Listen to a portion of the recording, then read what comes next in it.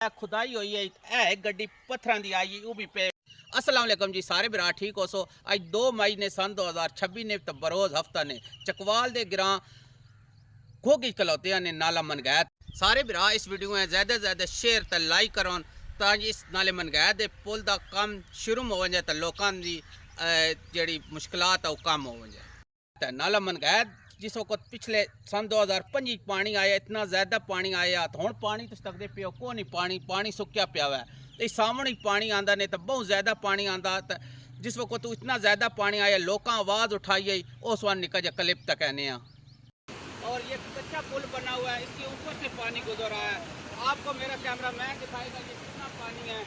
और ऊपर से जो घर है ये भी डूबे हुए हैं, इसमें के जो मकान है वो डूब गए हैं। देखो कितने मकान डूब गए हैं। मेरा कैमरा मैन आपको दिखाएगा लोगों के घरों में पानी दाखिल हो गया इतना। और साड़ी जनाब के कोई फौती हो जाए कोई परेशानी बन जाए तो जनाब उन्होंने लोगों को इंतहाई मुश्किलात हो लिहाजा जनाब फिल फोर हुकूमत के वक्त अगर साड़ा मुतालबा है भाई जनाब इस पुल फिल फोर तमीर की। गाँव वालों को कितनी परेशानी है, ये पुल बनना चाहिए, ये पुल बनना चाहिए। तकलीफ बहुत तकलीफ है, चलाने आ ही नहीं सकते, बड़ी तकलीफ है क्योंकि हमारा आधा जो गांव है वो इस तरफ है और आधा गांव उस साइड पे है। ये बहुत बड़ा मेन मसला है। तो यहाँ पर पुल की ज़रूरत है जो बड़ा कंक्रीट का पुल हो। उस तरफ 300 घर है और इस तरफ पूरा गांव है, उनका आपस में राब्ता मुनक़ता हो।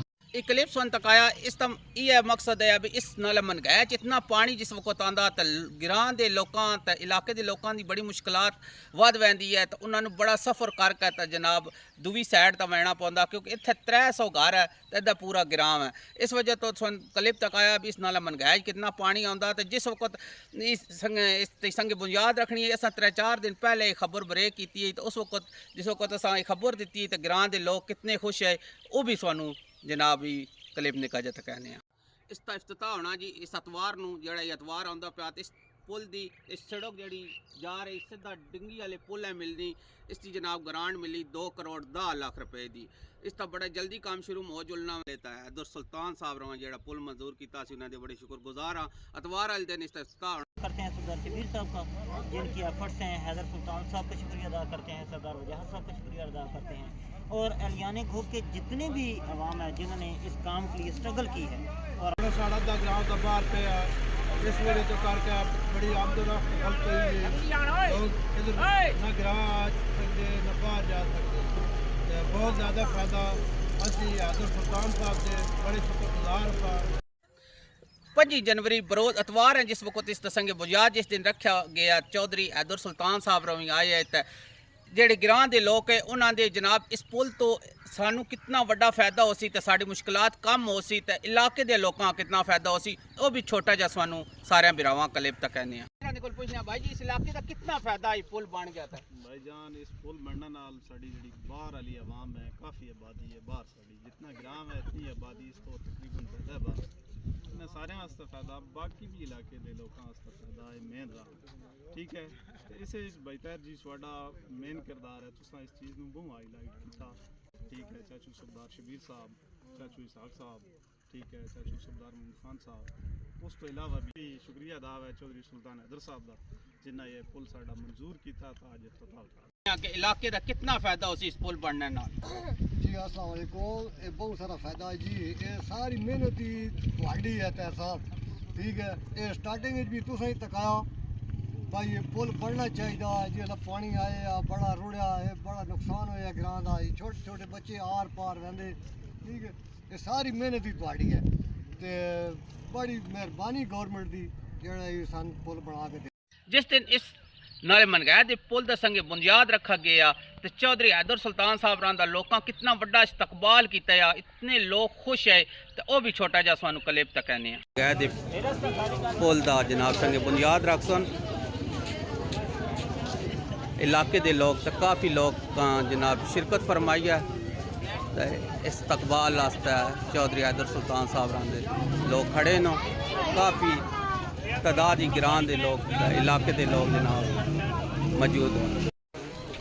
चौधरी साहब रहा पहुँच के नहीं चौधरी साहब रहा इस्तकबाल हो रहे हैं। चौधरी हैदर सुल्तान साहब चौधरी नजर पाल तो भी चौधरी हैदर सुल्तान साहब मिले ने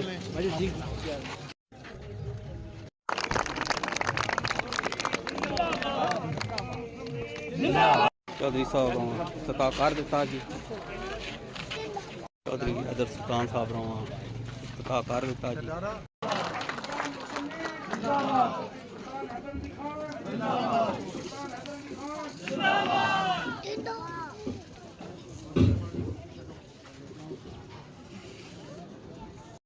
जिस वक्त इस नाला मनगाद संग बुनियाद रखा गया तो दूसरे दिन ही करेन शुरू हो गई तो यह जी जगह तुम तक कहते पे हो इतने जनाब करेन लग गई काम शुरू हो गया कम अज कम 4 तो 5 फुट ही डूंगा खुदाई हुई करेन की है तो करेन जिस वक्त लगी हुई वो भी छोटा जहा कलेब तक कहने जिस वक्त काम शुरू होया जनाब कल इस संग बुनियाद रखा गया तो इसका काम शुरू हो गया खुदाई जनाब करेन शुरू कर दी है इन नाले बनगाद पुल का कल संग बुनियाद रखा गया तो काम जारी 5 जनवरी बरोज अतवार है सन 2026 इस पुल का संग बुनियाद रखा गया तो 3 दिन काम इसका शुरू होया है खुदाई हुई है गड्डी पत्थर की आई वो भी पे पत्थर तो असी चौधरी हैदर सुल्तान साहब की अगर रिक्वेस्ट करें कि इसका काम शुरू कराया वजे तो साढ़े नाल समी साहब ने इन्हों को भी पूछने ये किया ने जी असी चौधरी हैदर सुल्तान साहब रहेंगे रिक्वेस्ट करें जी 2-3 महीने बाद फिर इस नाला बन गया पानी आ वैसे जी फिर लोग मुश्किलात का सामना करना पौ इस तो